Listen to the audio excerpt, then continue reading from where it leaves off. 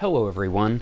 Today we are going to be talking about the standalone noir mystery science fiction, Gene Wolfe novel, Free, Live, Free. We're going to be talking about what this book is about, how this book compares to other books in Gene Wolfe's bibliography, whether or not this is a book that you will likely enjoy one way or another, and how Wolfe does some interesting things in this book that are unlike the things that he's done in his most famous works, Book of the New Sun. So we'll start out with this question. What is Free, Live, Free about? Free, Live, Free is primarily about a core group of characters that are brought together by an old man named Benjamin Free. Benjamin Free lives in this old, dilapidated house that has been up since the early 1900s. Actually, it's been up since the early 1800s, and this house, the city has finally decided, is going to be demolished. In a last-ditch attempt to forestall this demolishing, Benjamin Free puts out an ad saying, anybody who wants to come, move in with me, live with me, and you can live here completely free. Thus, the title of the book. And so he gets 4 tenants who respond to this advertisement and move in with him. One is a washed-up, out-of-work detective. Another is a door-to-door salesman who's both a single father and a bit of a sexual pervert. A obese, overweight prostitute, and a gypsy witch. These 4 converge on this house on the outskirts of, I believe it's Chicago, live with Benjamin Free for a few days, but alas, this is not enough to stop the demolition that's been planned. On the day of demolition, however, Benjamin Free mysteriously disappears. He'd been telling the tenants of his house that there was a strange and mysterious gift, treasure, if you will, that he was in possession of. And the tenants aren't sure whether this was contained within the house that's been scheduled to be demolished, or whether he's hidden it somewhere else. And so these 4 people, both out of concern for Benjamin Free and out of curiosity as to what this treasure is that he had, go looking for him. And that's where the story really takes off. They band together to try to find this older gentleman for his own safety, but also to see what are the greater mysteries that were contained within this very important central house to the story, and this mysterious treasure that Benjamin Free has alluded to. This book is told in a very, very noir style. You can even hear it in the opening lines of this book. Wolfe opens the book like this. It was not yet night, though the streets were already dark. A few stores and restaurants had switched on their lights. A neon sign, thrusting like an erection from a bar on the corner, winked redly at thirsty patrons who were not present. There was rain in the wind, and the feeling that the rain would soon turn to snow. I got to admit, and maybe this is childish of me, I busted out laughing with that one particular sentence in the beginning. Wolfe is setting a tone in this book. And one thing that you will notice right away is that unlike Wolfe's famous work, The Book of the New Sun, and many of his other works, such as his Soldier series or even Pirate Freedom and a lot of other books, this book is not told in first person. This is told through a third-person, omniscient narrator. And so the narrative reads very differently than, say, his other works do. However, in typical Wolfe fashion, the setup to the story is pretty straightforward. You understand some of the general pieces, you understand where he's going, you think you have a good grasp on the concept of the story, but then once you get into the weeds, you start to get a little more confused, things start making less and less sense, and by the end, you have a very bewildering feeling about you until you reach the very end. Once you reach the end of the book, pieces begin to fall into place and it starts to make more sense. But once again, as is typical with Wolfe's writing style, you have to get to the end of the book. You cannot accurately review or really even give an informed opinion about a Gene Wolfe novel until you've read all the way to the end, because it is at the end that he begins to pull back the curtains and show you what he was doing all throughout the novel. This novel, in some ways, does this even more so than even Book of the New Sun. His ending recontextualizes so much of what came before. Unlike Book of the New Sun, where there are chapters that might feel slow or where you might be wondering, where is this going? What is Wolfe doing here? In Free, Live, Free, there is not a single wasted chapter. There is not a single boring chapter. There was not a moment in this book, and it's one of his larger novels. It's not short by any means. It's like 400 pages, something like that. There's not a single moment while I was reading this where I was bored or was checking my watch. It absolutely moves with great momentum, and I think Wolfe really shows in this book that he's not a one-trick pony. He doesn't just write with one style. His prose style in this book is radically different from that of his other first-person point of view novels. And his view of characterization, and I would really like to emphasize that, his characterization and the way he presents his characters is so much different in this book than it is in his other ones. Wolfe can be criticized in some of his other novels for having weak characters, especially his side characters. This is because he's writing from a first-person point of view, and because of that, you're in the one main character's head. Maybe he doesn't understand the people who are around him. Maybe he doesn't flesh them out well in how he's writing them, and so that is reflected in the first-person text. You really need to work to get characterization out of many of the supporting cast. That is not true at all in Free Live Free. There is not one boring character in the main cast here. Every single character is very well fleshed out, has a thoroughly explored backstory, has compelling motivation, is distinctly different in their personality. Especially my personal favorites were the main detective character, Jim Stubb. Is a really dynamic character. He really is what grounds this solidly in noir. He's got this gruff personality to him. He's balding. He's frustrated that he's out of work, that nobody employs him anymore. This city isn't what it used to be, etc. But probably the two most fascinating characters in this book is the prostitute character and the witch. So the prostitute, her name being Candy Garth, really has a lot of damage in her life, but also a lot of self-destructive tendencies. Some people might be a little offended at how Wolfe characterizes her because he uses words like fat to describe her quite a bit in this book. I think there's a couple things to consider, especially when reading this character in particular. One is that Wolfe himself was somewhat of a portly gentleman, if you see pictures of him. So it's not like he's completely divorced from this body state that he's describing here. Second of all, the book was written in the 80s, so some of the language might not be how we would describe people today. But thirdly, this fits very well into the noir style that Wolfe is writing in. But Candy Garth, not only is she a damaged and broken character, but an incredibly sympathetic one that we really come to care for as the story goes along. And Madame Serpentina, the witch gypsy character, while not being the most emotionally connecting character, is certainly one of the most fascinating. Because at the beginning of this book, you read it, and it reads straight like noir, like Dashiell Hammett or Raymond Chandler. It comes right out of the same pot as those. But then there's this one little twist, and that's actually the character you see on the cover here of Madame Serpentina. There's a witch, and she's chanting spells, and there's incantations, and she's talking about wanting to contact these higher beings and gods. And that's one of her main driving forces throughout this novel. And it seems very out of place at first sight when you consider that this, at first glance, seems to be a crime, or rather a mystery noir style novel. So why is there a witch? Why is there supernatural things being brought in?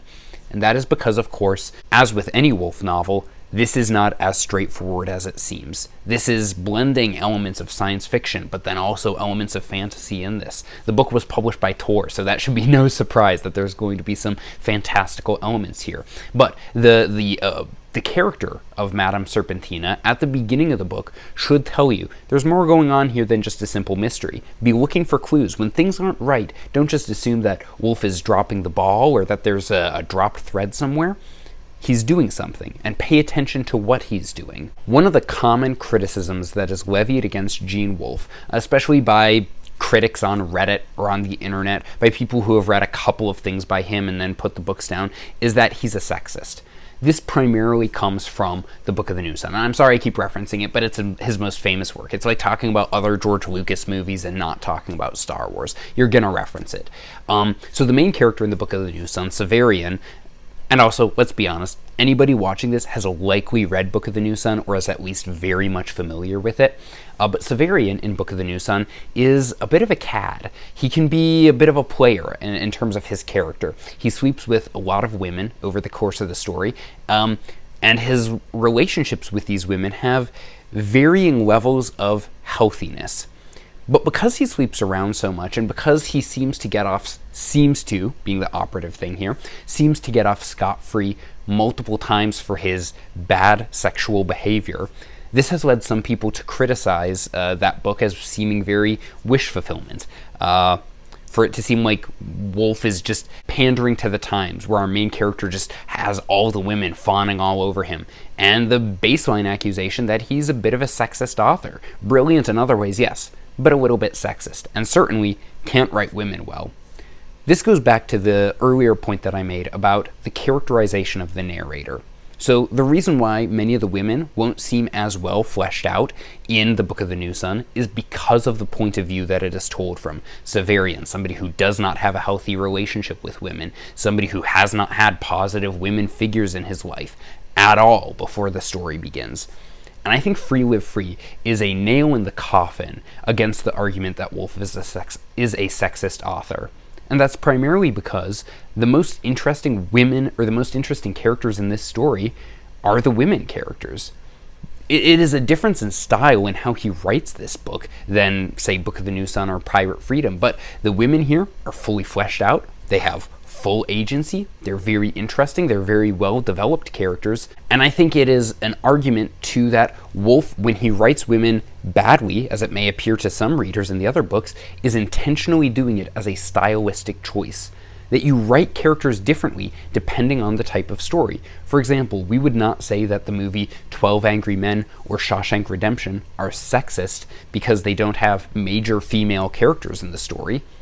That is the story that is being told, and just because it does not happen to contain major female characters doesn't mean that it's a sexist story in and of itself. Now, if an author only wrote that for his entire career, it might make you raise a couple eyebrows. But Wolfe in this book shows that he's fully capable of writing very vibrant female characters who are interesting and complicated. But also, on the sexism point, I mentioned before, one of the main characters in this book is a bit of a sexual degenerate. And I'm not going to give spoilers as to what happens, but even in the text, this is very explicitly critiqued and is shown to be an exceptionally negative and dirty, gross thing in this person's life, especially since he's a father to a young boy.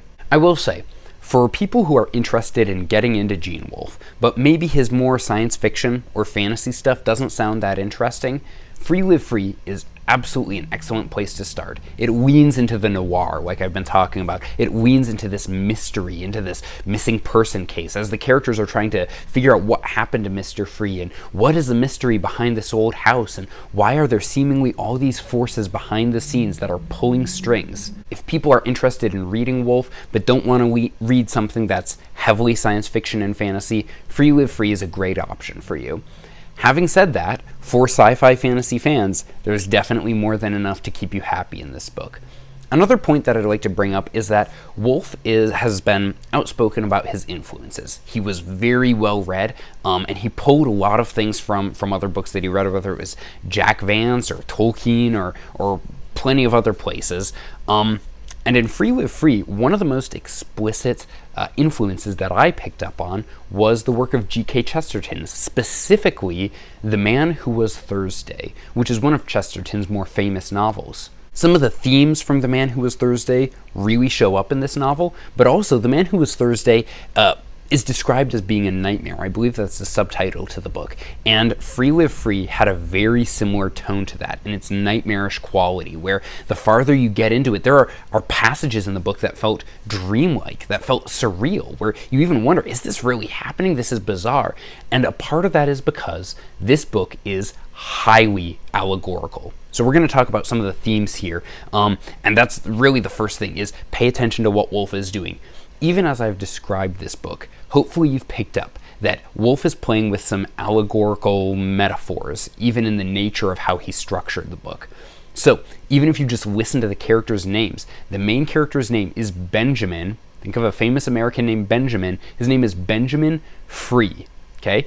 This obese prostitute lady is named Candy Garth. People literally make jokes in the book about her name sounding like Girth. A witch character is called Madame Serpentina. Okay, none of these names are an accident. This is all very intentional. One might say, when you get to the end of the novel, that it's even a little bit on the nose. One of the main characters who's working and trying to preserve this house and defend it is named Barnes, and another character's name is Stubb. That one's a little bit more subtle, but it becomes clear as it goes on. Wolfe's naming has always been important in his books. He always loves even dumb puns and dad jokes. The very opening to this book, the first chapter, is called 4 Rumors of War. But the word rumors is not like, oh, I heard a rumor. It's people who are in a room. ROOMERS. 4 Rumors of War. Wolfe is a big fan of language. He's a big fan of playing with language, messing around with it. And that is even true in Free Live Free. The way he uses language, intentional word choices, is something that you should pay attention to. And the more you pay attention to it, the more you'll get out of it as well. One of the main themes in this novel is about, and you hear this even in the plot description that I began this video with, the removal of the old and bringing in the new. And this is, at least Wolfe's, one of his main points in this book, is that this is a very specifically American problem. Removing old things, bringing in the new thing, always updating it, and that there's something essential and something really deep in the American spirit that we lose when we're always replacing the old version with the new version of something. This has happened literally since the beginning of America's founding, and what is it that we're deeply losing? And so what Wolfe does is he puts a face on it. The question of what is the American dream? One of the main themes in here is all of these main characters, the main cast of 4 characters, all have dreams and things that they're aspiring towards and things that they're striving towards. One could even call it the American dream. And you realize that maybe their dreams, maybe what they're striving for, is deeply hollow. Maybe by the end of the book, they get what they want and realize that they don't actually want it. And many people have described the American dream in a similar way, that I achieved the American dream and I'm still sad and I'm still lonely and I'm still depressed. So these are all ideas that Wolfe plays with. This is a very specifically American novel. And then even that name, Benjamin Free, should be a cue to pay attention to things about that. I talked about Wolfe being influenced by Chesterton, and that's very much a Chesterton point where he said, before you just tear down an old fence, you should figure out what it was built for in the first place. The ending of this book also is unique for Wolfe. Wolfe is known for having ambiguous or difficult to figure out endings, and in this one, it almost seems like the answers are spelled out for you. But of course, in Wolfe fashion, the answers might not be as clear or as easy to follow as you might expect, and certainly demands a reread. I mean, there were parts of this book that I went back and tried to reread and figure out, and okay, what is happening here, as soon as I finished it. In conclusion, I'll say this book does not have as many layers as, say, Book of the New Sun. This book is not the deepest thing that Gene Wolfe has written, but it is excellent. It is absolutely fine reading. It is incredibly entertaining. And this isn't one of his more famous works. This book doesn't even have 1,000 ratings on Goodreads, so this is definitely not one of his. I mean, Pirate Freedom has more views than has more ratings on Goodreads than this book does. And it's interesting to me, both Pirate Freedom and Free Live Free I picked up just because they were interesting. Actually, Free Live Free I found at a thrift shop and picked it up because of that. I was like, oh, Gene Wolfe, and just read it because I had a Gene Wolfe book that I hadn't read before that I picked up at this thrift place. So, but it's interesting that both of these books deal with that idea of freedom. If you know anything about Wolfe, his titles are important, the chapter titles are important, they give clues to things. So pay attention to the clues that he drops, and that's especially fitting since this is a mystery novel. So look for the clues as you're reading this mystery novel. This book is well crafted. It's not the best thing that Wolfe has written. This is definitely under all of the books of the New Sun for me as terms of favorites go. Like I wouldn't put it above any of those 4 or Earth of the New Sun. But I really enjoyed this. This is still a 5-star read for me, and I highly recommend this to anybody who's a fan of Gene Wolfe, to anybody who wants to see Wolfe do something completely different from the New Sun books, to see him really try his hand at another genre, who wants to see him experiment with a new storytelling mode, to see him practice writing characters in a way that's different than what he's ever done before. So, guys, definitely give Free Live Free a chance. If you're nervous about starting with a 5-book series, depending on how you count the New Sun books. If you're not sure about that setting or with how confusing Severian as a narrator seems to be, Free Live Free is a lot more straightforward. It's a lot easier to follow. There's not a big cast of characters. There's not as many confusing words. So I highly recommend this book, you guys, and hopefully more people will read this because, like I said, it is criminally underrated. Anyway, guys, let me know what you thought of this video. Let me know if you've read any of Gene Wolfe's books, what book of his I should read next. I expect I will go into the Soldier of the Mist books next, and this year I want to read The Sorcerer's House and Book of the Long Sun, and then reread Book of the New Sun as well. So that's my next immediate Gene Wolfe plans, but who knows? I did recently pick up a copy of An Evil Guest by Gene Wolfe, and I think that one's also somewhat noirish. So I love that his two big genres that he's been playing in is like sci-fi fantasy and then like crime noir a la Raymond Chandler. So I love noir mysteries. So this book was right up my alley. I loved it, you guys, and hopefully you will too if you read it. So anyway, guys, thanks for watching. Have a good one.